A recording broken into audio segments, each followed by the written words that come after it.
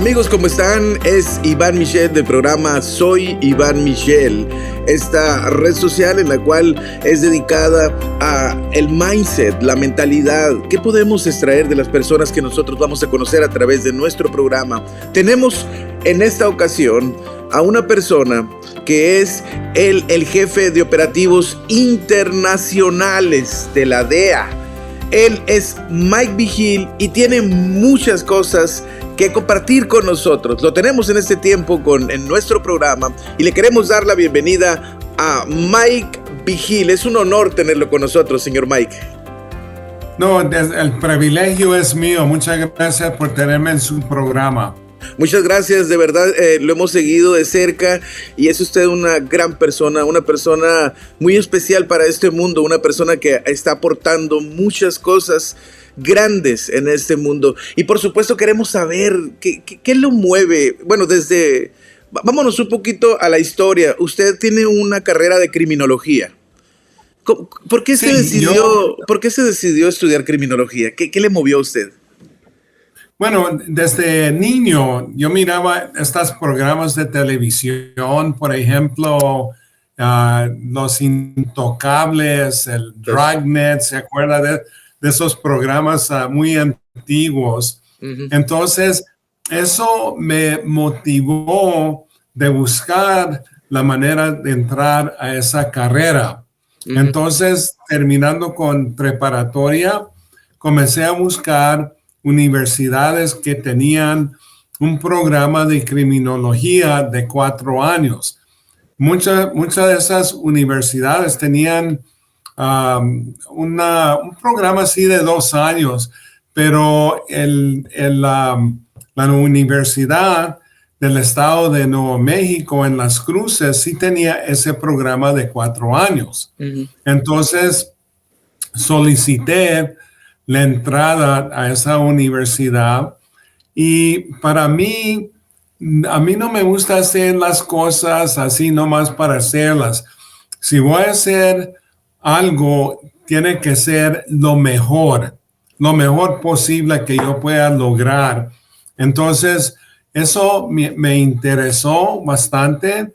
Estudié, terminé mi grado ahí en la universidad con honor. Entonces, ya con eso empecé a solicitar trabajos con agencias, por ejemplo, la Policía Estatal aquí en Nuevo México. Uh-huh. Aparte de eso, la DEA, pero me gustó mucho la DEA porque era agencia federal.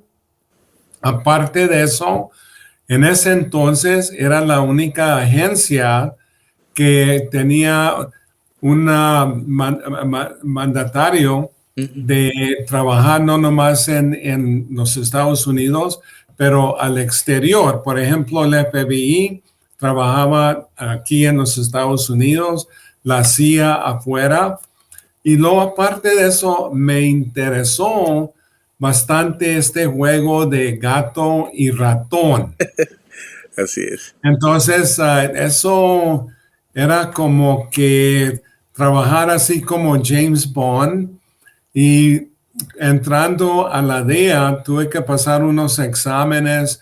Fui a la academia ahí en Washington. Uh-huh. Y en ese entonces la academia estaba en el centro de la capital. Uh-huh. Ahora está en Quantico. Lo que estudié era el más joven que entró a la academia. Y entonces, pero estaba en tenía ya la aptitud para los estudios, para lograr todos los requisitos. Y entonces, cuando salí, regresé a mi primer lugar, uh-huh.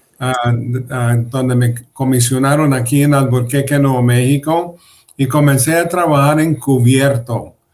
Y fui aprendiendo y en realidad me convertí en uno de los mejores agentes encubiertos en la DEA porque me gustaba. Y luego después fui a México y trabajé mucho encubierto ahí en México. Ujú. Aparte de eso, cuando estuve en la frontera, porque estuve comisionado también en Nogales, Arizona, pero mi trabajo en realidad era trabajando encubierto Encubierto. en México.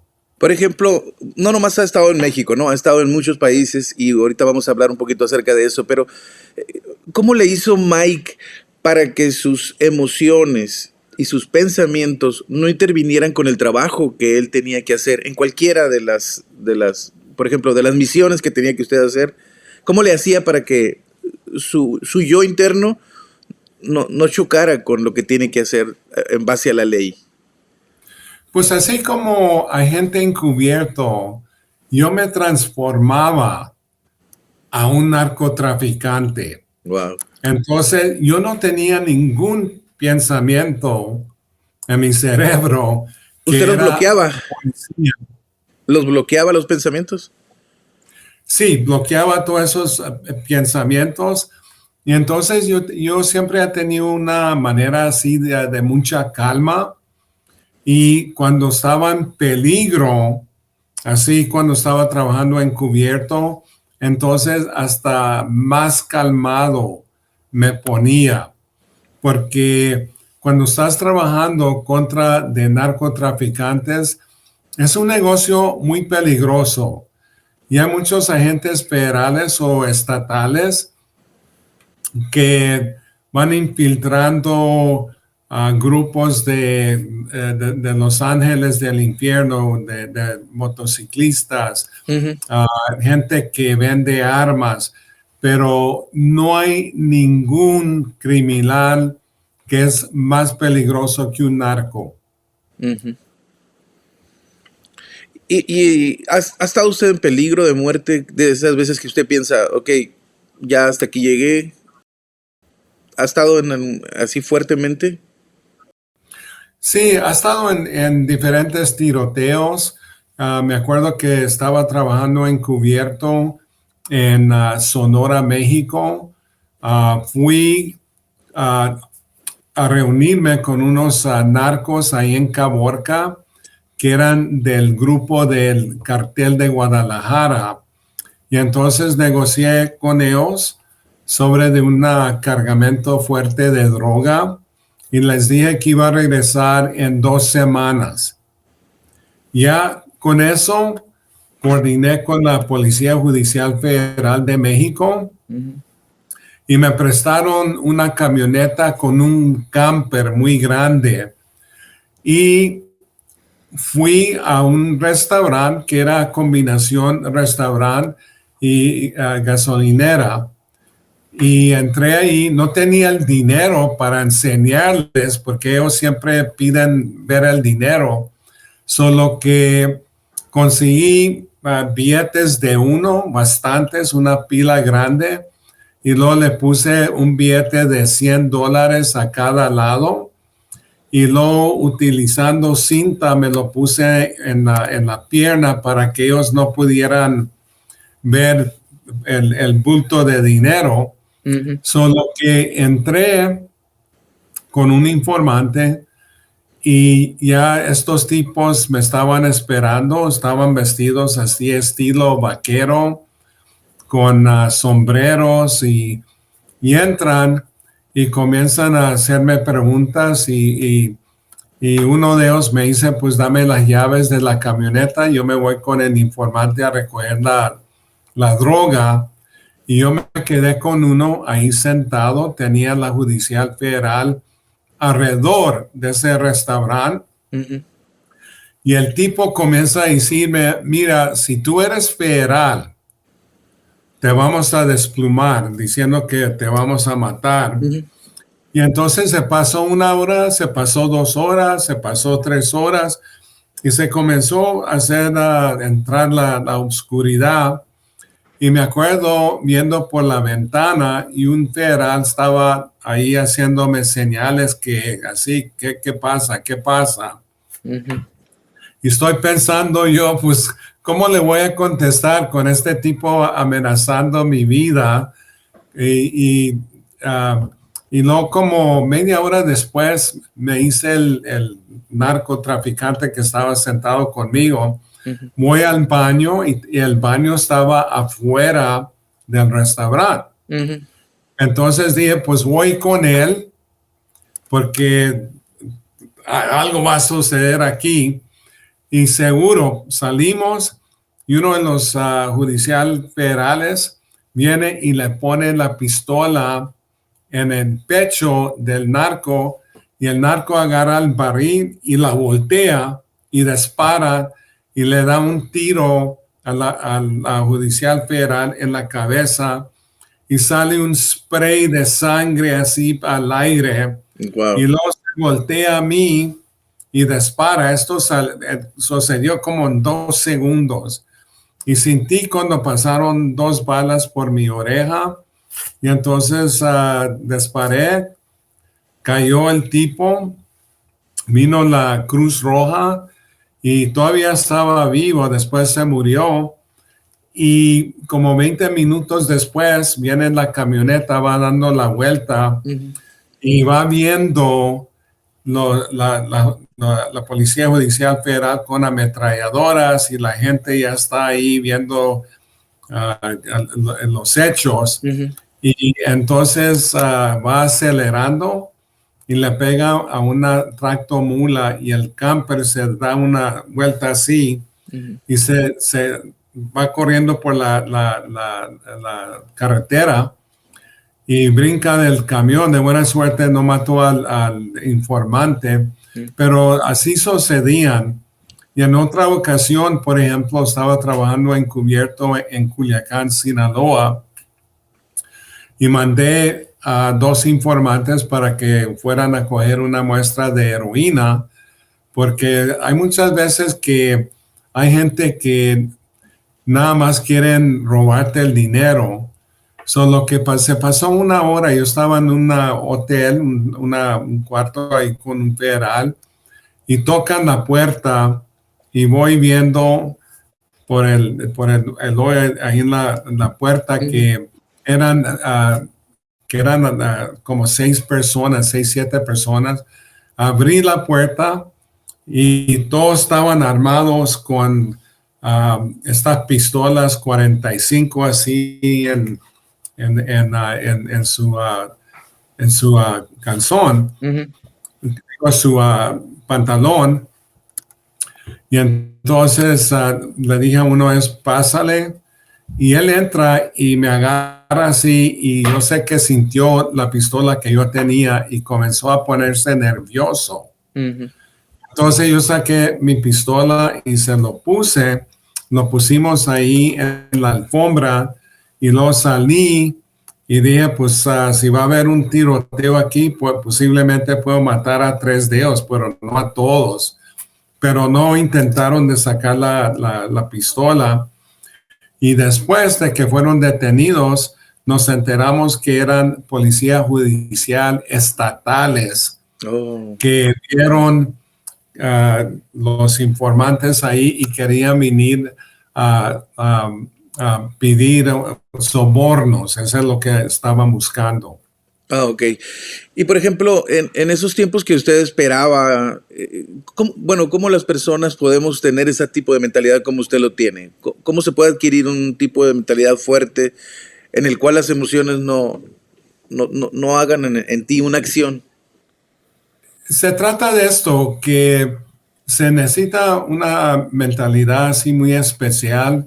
No todos, por ejemplo, en la DEA o en otras agencias federales, tienen la capacidad de trabajar encubierto, Ok. porque muchos de ellos, pues obviamente con el peligro se van a poner supremamente nerviosos Ujú. y entonces eso, ya con eso pueden correr un peligro enorme, porque con los narcotraficantes, si miran que estás nervioso, que estás sudando o que detectan algo ahí, te matan.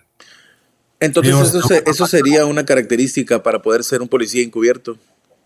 Sí, porque necesitas de ser calmado.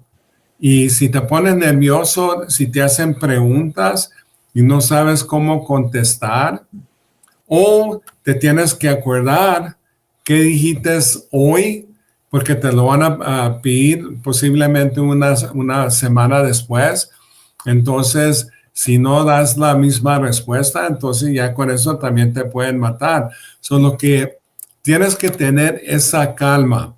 Es como estos del oeste que entraban a un tiroteo ahí en la calle. El que iba a ganar normalmente era el que mantenía su calma. Wow. El que se ponía nervioso, entonces, en deber de disparar así de una manera derecha, disparaba ahí a un lado, arriba o abajo, y lo iban a matar. Entonces, la calma,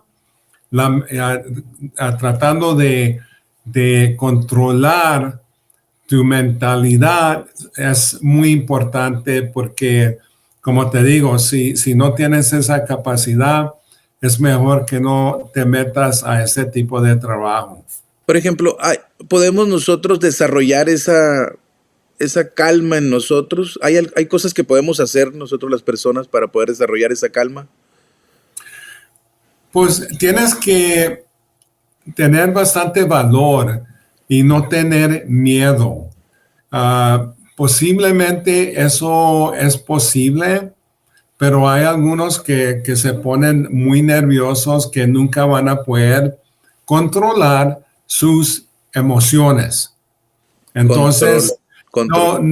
no es una cosa que vas aprendiendo normalmente, es una calidad que uno tiene, pero como te digo, yo cuando trabajaba encubierto, yo borraba de mi cerebro que yo era policía. Yo me convertía a un narcotraficante. Es como los actores de Hollywood. Um, eh, en, esta, en este ambiente no vas a perder un Oscar, vas a perder tu vida. Ujú. Lo que Más valioso. tiene que ser mejor actor que los actores de Hollywood, Ujú. en realidad. Mire, nosotros vemos un tipo de información en lo que viene siendo las noticias, ya sea radio, televisión, medios sociales. Vemos cómo es el narcotráfico. También lo hemos visto a través de la compañía Netflix que sacó la serie que se llama Narcos México, por ejemplo, ¿no? Vamos a enfocarnos ahí. Eh, ¿Todo eso es real o es más fuerte o menos? No, en realidad eso de narcos es puro Hollywood, que van mezclando mucho de que no es cierto. Para mí, y yo he visto narcos, para mí este ambiente del narcotráfico es mucho más peligroso que muestran en Netflix, en Narcos y otros programas así del narcotráfico. Ujú. Este negocio es mucho más peligroso porque, por ejemplo, yo trabajé encubierto en Denver contra de un narcotraficante que era uno de los más grandes de los Estados Unidos y él traficaba heroína. Ujú. Entonces yo tuve que trabajar encubierto casi un año para hacer ese caso. Entonces estás con ellos y ellos siempre están haciendo averiguaciones. Tú conoces a esta persona, en dónde vas a vender la droga. Ujú. Todo eso, te preguntan por los precios, te preguntan para ver si en realidad tú eres quien tú estás representando. Lo que es muy peligroso y algunas veces tienes que esperar a cosas que en realidad no esperas. Por ejemplo, en una ocasión entré a una casa a negociar con unos narcotraficantes y sin saber yo, el hermano del informante les había ganado con droga y entonces yo me senté en un sofá en la casa y va saliendo un tipo de una recámara y me pone una escopeta en la cabeza y entonces Muchas veces sin esperar cosas suceden y tú tienes que reaccionar. Y si yo me fuera puesto nervioso o de seguro me fueran matado ahí mismo. Ujú. Ah, ok. No nomás ha estado en México, ¿no? Ha estado en Colombia, ha estado en muchos países. ¿Cuál es, por ejemplo, en el diario vivir de Mike, hablando de hábitos, qué hábitos son los que él tiene diariamente? Tú dices los pensamientos. No, en inglés le llaman los habits. Ah, bueno, para mí, cuando yo estaba trabajando encubierto, cuando estaba trabajando en México, en Colombia y en otros países, yo siempre estaba enfocado en el trabajo 100%.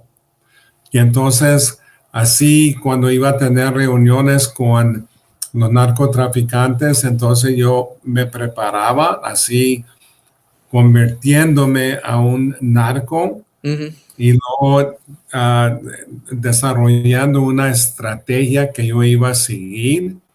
Solo que yo estaba totalmente enfocado en esto porque yo sabía perfectamente bien que si yo hacía un error, entonces ya con eso podía perder la vida.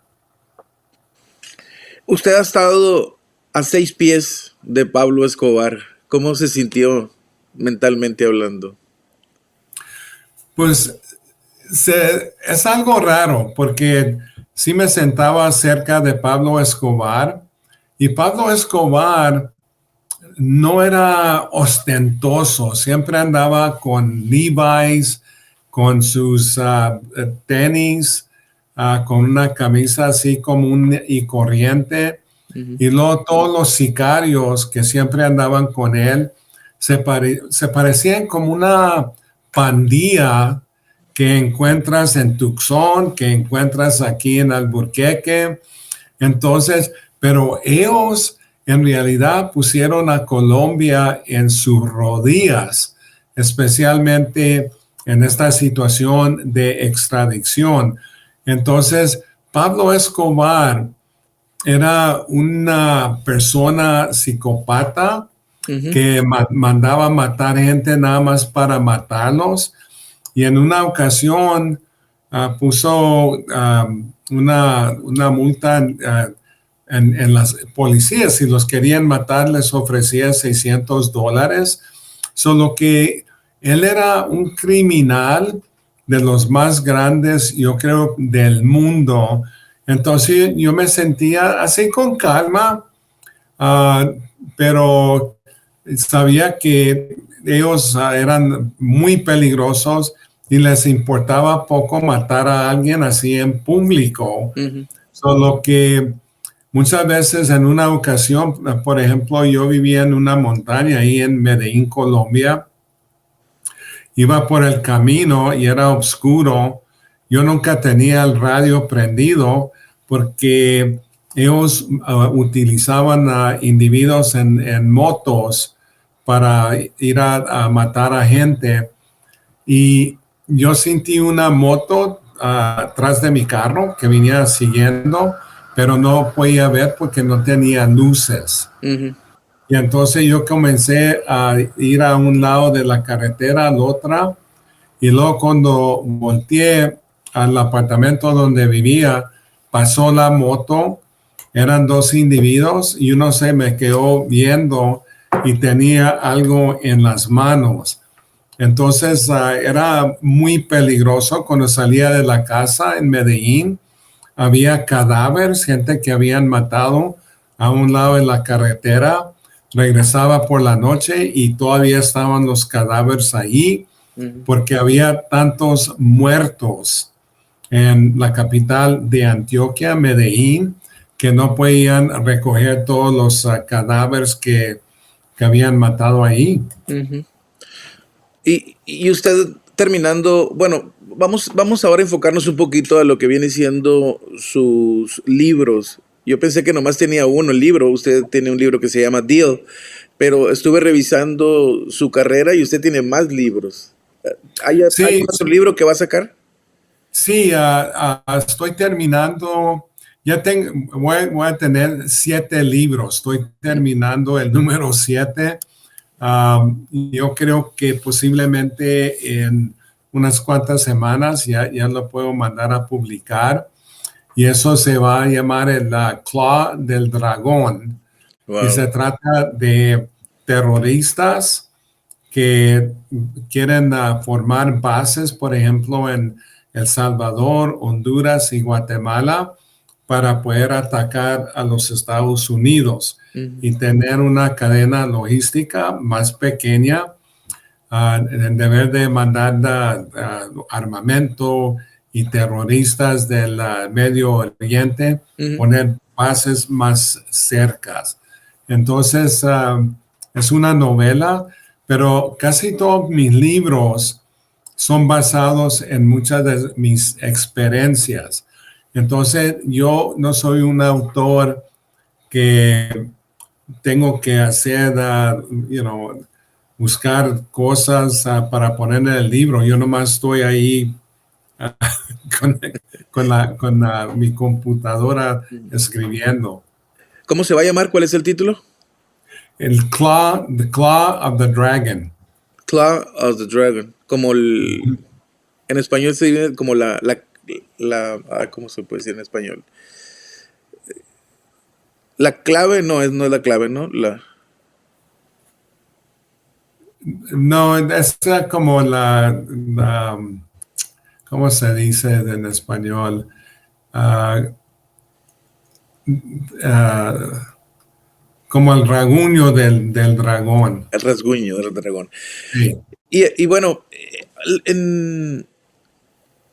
¿tiene usted planes de, como por ejemplo, porque se le ve que usted es una persona que es una persona incansable, una persona que tiene muchos proyectos y todo?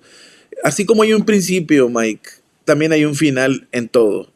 ¿Usted piensa finalizar su carrera en poco tiempo o piensa seguir siempre así? Bueno, yo creo que hasta que yo me muera voy a seguir haciendo esto.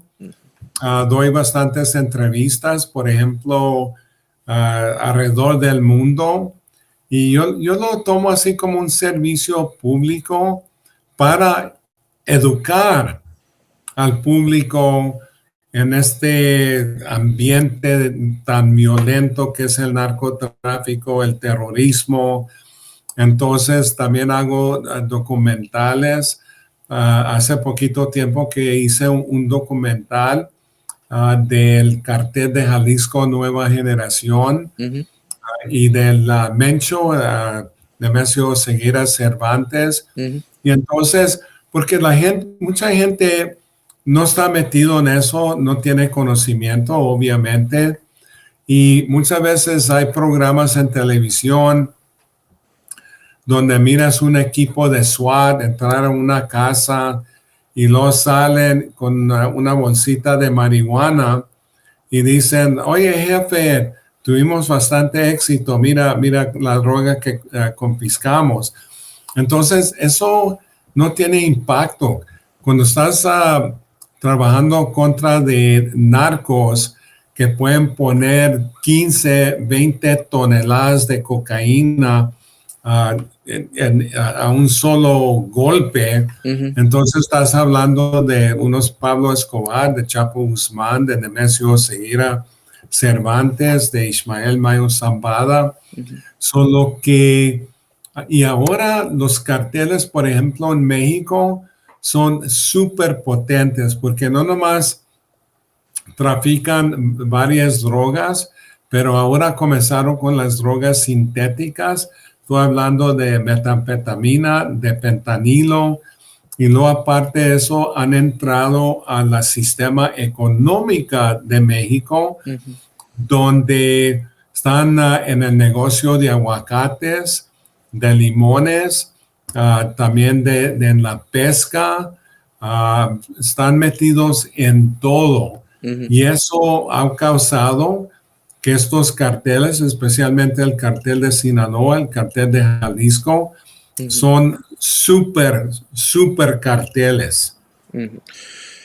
Antes de terminar nuestra entrevista, señor Mike, me gustaría terminarlo con un pequeño, un mini discurso de parte de usted para los padres de familia.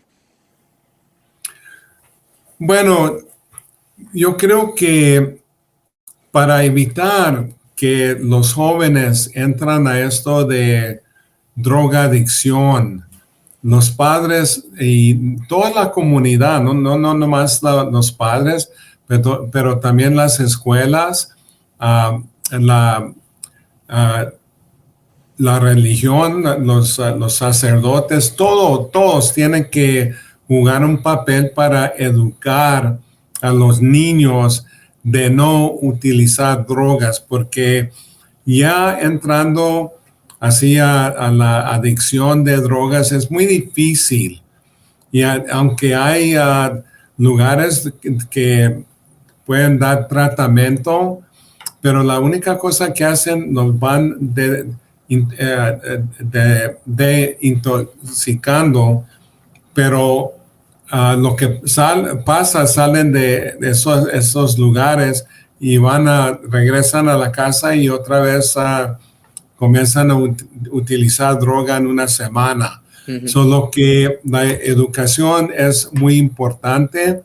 Aparte de eso, hay que posiblemente ver con quién se está juntando tu hijo o tu hija. Ujú. Lo que es muy importante de formar un papel muy importante, especialmente los padres. Y yo entiendo que es algo difícil porque ahora como está la economía, la mamá y el papá están trabajando, entonces, pero de todas maneras se tienen que enfocar en los niños. En los niños. Bueno, pues muchísimas gracias, Mike. ¿Algo que desee agregar? No, te felicito y muchas gracias por tenerme en su programa y siempre a la orden. Muchas gracias. Bueno, pues tuvimos la oportunidad con el señor Mike Vigil, una gran persona, una persona incansable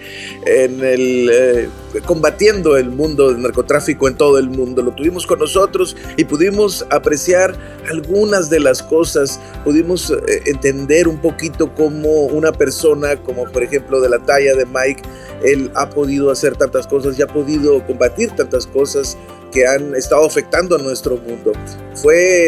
Yo le invito a que usted este video que va a ser retransmitido, usted lo vuelva a estudiar, porque dentro de esas palabras de Mike que nosotros tuvimos, hay mucha sabiduría y hay muchas cosas que nosotros podemos hacer. Si usted quiere ser un excelente policía, un excelente agente de gobierno de algún país, usted puede tomar muchos de los consejos que Mike nos dio. Igual, en lo último de esta intervención, pues nos interesó mucho acerca de cómo padres nosotros podemos y tenemos que educar a nuestros hijos para que no caigan en el mundo del narcotráfico.